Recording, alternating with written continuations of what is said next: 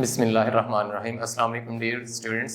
जी, आज हमारा जो टॉपिक है वो सब्जेक्ट वर्ब एग्रीमेंट का उसका सेकंड लेक्चर है। फर्स्ट लेक्चर में हमने इसके रूल्स को डिस्कस किया था और आज हम इसके रिमेनिंग रूल्स की तरफ आते हैं।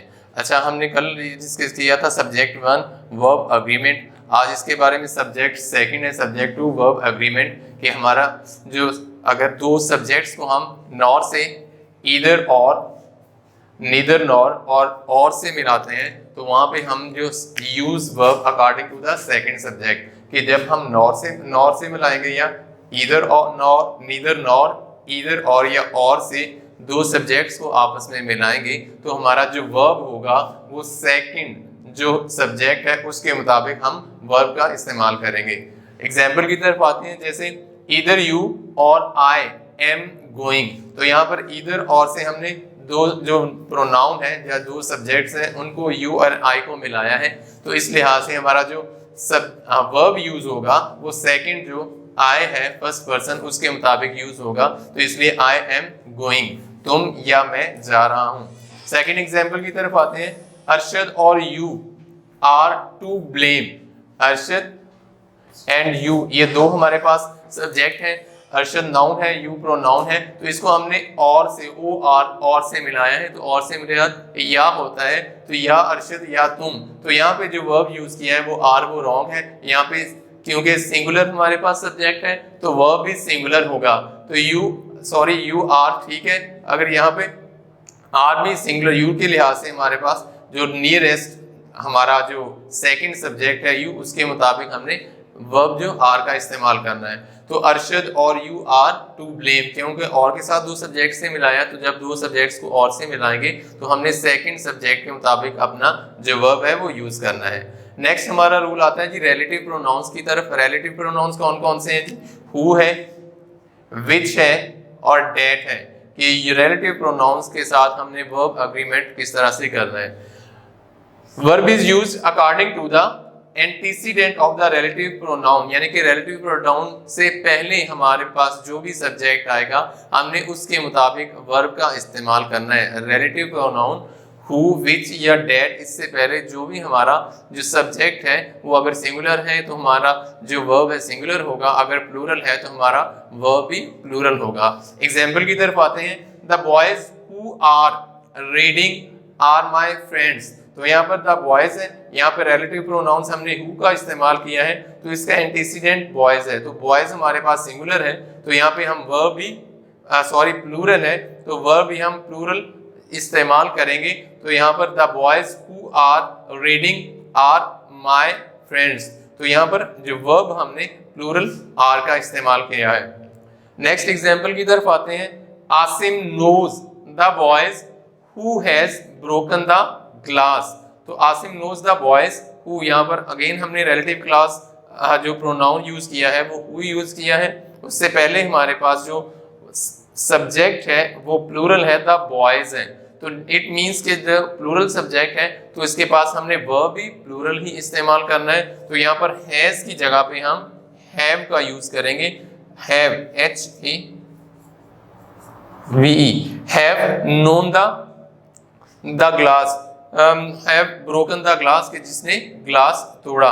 तो जब हमारे पास जो रिलेटिव प्रोनाउन आएगा उससे पहले जो भी हमारा सब्जेक्ट होगा अगर वो सिंगुलर होगा तो हम यहाँ पे वर्ब सिंगुलर इस्तेमाल करेंगे और अगर प्लूरल होगा तो हम वहाँ पे वर्ब भी प्लूरल इस्तेमाल करेंगे। अच्छा, नेक्स्ट हम अपने आते हैं जी इंडेफिनिट प्रोनाउंस और सब्जेक्ट वर्ब एग्रीमेंट की तरफ। इंडेफिनिट प्रोनाउंस जो है हमारे पास उसमें उसको हमने तीन कैटेगरीज में तकसीम किया है।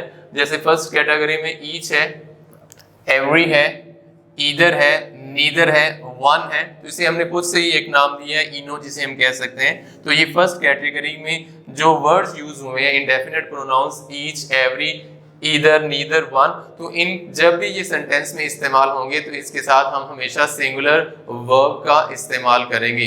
यानी कि फर्स्ट कैटेगरी में से जो वर्ड्स इंडेफिनिट प्रोनाउंस इस्तेमाल हुए हैं ये जब भी एज अ सब्जेक्ट इस्तेमाल होंगे तो यहाँ पे हम हेल्पिंग वर्ब जो है वो सिंगुलर इस्तेमाल करेंगे।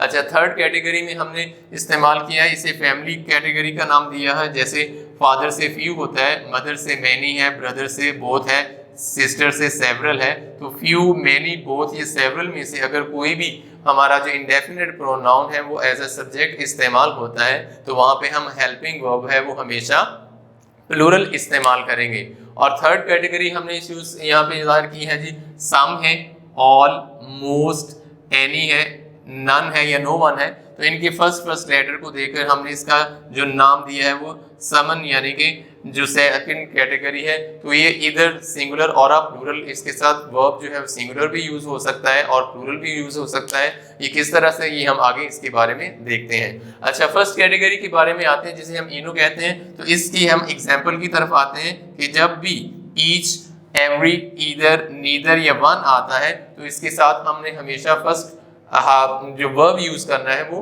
फर्स्ट जो हमारा सिंगुलर इस्तेमाल करना है। जैसे एवरीवन प्लेज इन रेन, तो एवरीवन हर एक प्लेस खेलता है, यहाँ पर एवरीवन सिंगुलर को रिप्रेजेंट करता है और प्लेज भी सिंगुलर फॉर्म ऑफ वर्ब है क्योंकि इसके साथ एस का इस्तेमाल किया इन रेन, तो it will be a correct answer. Each of the players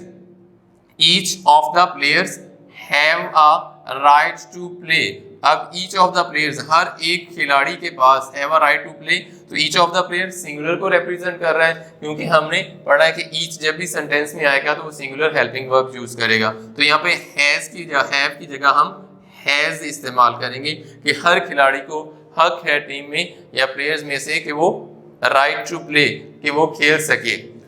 अच्छा, आगे हम अपनी थर्ड जो कैटेगरी है फैमिली वाली कैटेगरी उसकी तरफ आते हैं कि इसमें फ्यू, मेनी, बोथ या सेवरल में से जो इंडेफिनिट प्रोनाउन जब भी सेंटेंस में इस्तेमाल होंगे तो इसके साथ हमेशा हमारा जो वर्ब है या हेल्पिंग वर्ब है वो प्लूरल इस्तेमाल होगा। जैसे both of brothers love each other, तो both of brothers, both use दोनों भाई, तो ये प्लूरल है, बोथ प्लूरल को जाहिर करता है, तो इसके साथ फॉर्म ऑफ वर्ब भी हमारे पास लव जो है वो प्लूरल को ही जाहिर करती है क्योंकि जब भी सिंगुलर हमारे पास नाउन होगा तो उसमें जब हम फॉर्म ऑफ वर्ब के साथ एस या ईएस का इजाफा करेंगे प्रेजेंट टेंस में, तो यहाँ पर प्रेजेंट टेंस में हमारे पास बोथ वो के प्लूरल को रिप्रेजेंट कर रहा है तो इसकी plural form just single form of verb होगी विदाउट एडिशन ऑफ एस। तो इस लिहाज से both of brothers love each other, दोनों एक दूसरे से मोहब्बत करते हैं। Few tells a lie in class, अब यहाँ पर few है वर्ड यूज किया है, कुछ, चंद, एक, यानी कि tells a lie in class, तो few ये भी प्लूरल को रिप्रेजेंट कर रहा है तो इसके साथ हमने जो वर्ब यूज करना है वो भी प्लूरल ही होना चाहिए, जबकि tells ये सिंगुलर वर्ब को रिप्रेजेंट कर रहा है। तो यहाँ से हम s को जब हटाएंगे तो फिर ये it will be a correct answer कि few tell a lie in a class।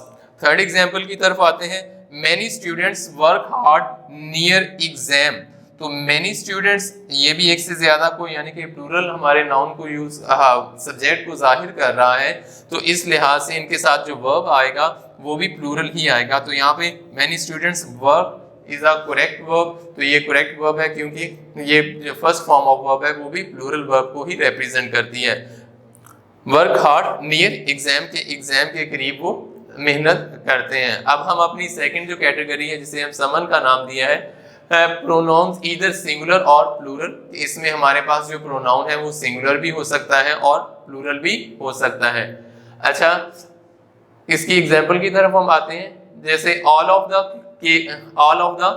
Cakes were eaten last night, इसमें जो हमारी जो कैटेगरी है इसमें सम है, ऑल है, मोस्ट है, एनी है, नन है या नो वन है।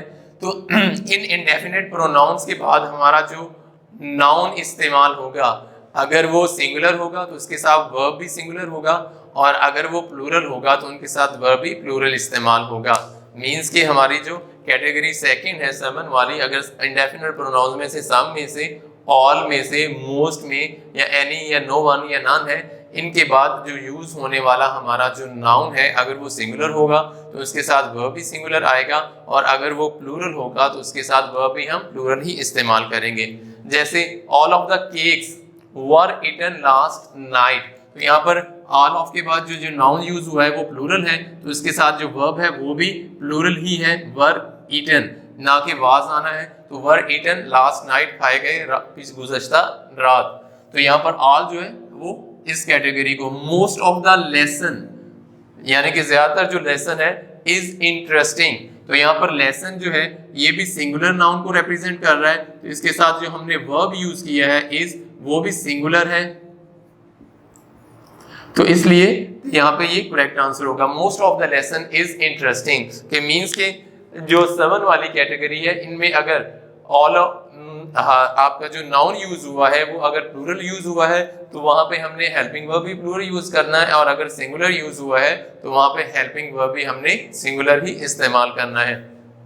अच्छा, हम अपनी नेक्स्ट रूल की तरफ आते हैं जो कि रिलेटिव क्लास या रिलेटिव प्रोनाउंस है। वर्ब एग्रीमेंट आफ्टर किसके बाद है जी?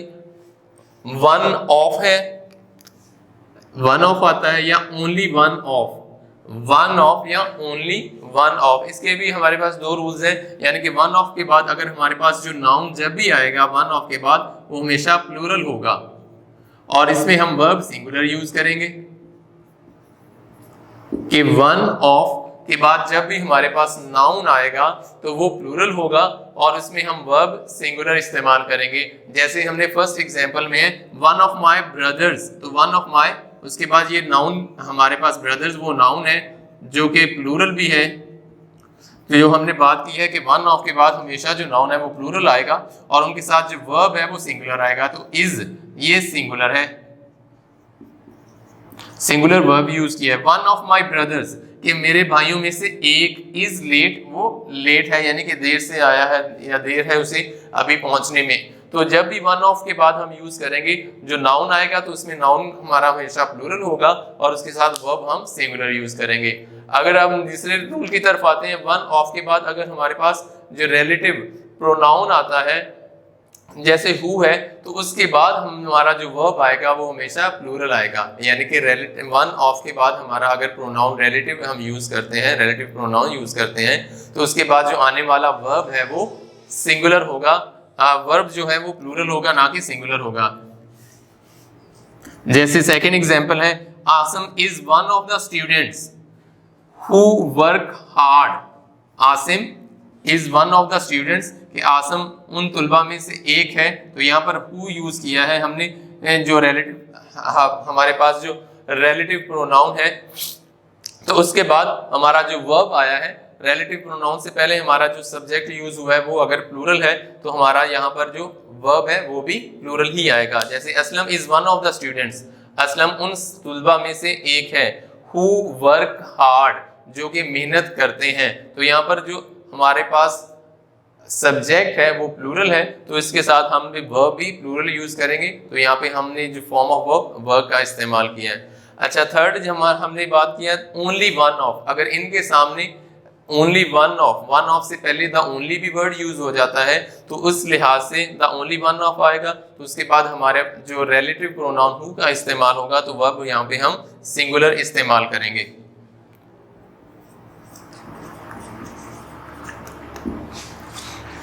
एग्जाम्पल से देखते हैं, जैसे Aslam is the only one, Aslam वो वाहिद तालिब इल्म है, Aslam is the only one of the students उन तलबा में हु वर्क हार्ड, तो यहाँ पर ओनली वन जो है वो रिप्रेजेंट कर रहा है कि हमारा जो सब्जेक्ट है वो सिंगुलर है और सिंगुलर सब्जेक्ट है तो इट मींस हमने इसके वर्ब के साथ वर्ब भी इसका सिंगुलर यूज करना है। तो Aslam is the only one of the students, तलबा में से सिर्फ वो एक है, हु यहाँ पे रिलेटिव जो प्रोनाउन यूज हुआ है उसके बाद हम जो वर्ब यूज करेंगे तो वहां पर एस का इस्तेमाल करेंगे, who works hard, Aslam is the only one of students who works hard. तो रिलेटिव क्लास में या रिलेटिव प्रोनाउन में जो वर्ब एग्रीमेंट है अगर हमारे पास वन ऑफ आता है या तो उसके बाद अगर जब भी नाउन आएगा तो वो हमेशा प्लूरल होगा और उसके साथ जो वर्ब होगा वो हमेशा हम सिंगुलर यूज करेंगे। जैसे one of my brothers is late, और अगर वन ऑफ के बाद हमारा रिलेटिव क्लास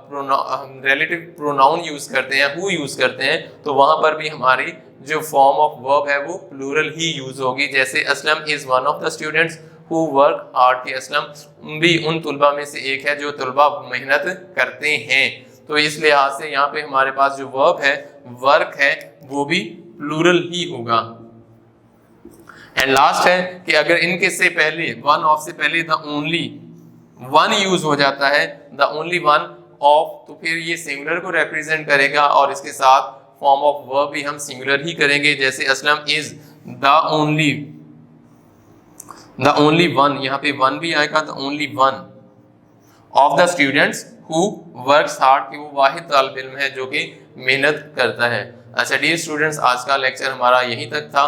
कल हम इंशाल्लाह नेक्स्ट लेक्चर के साथ नेक्स्ट वीडियो में फिर हाजिर होंगे। तब तक के लिए अल्लाह हाफिज़।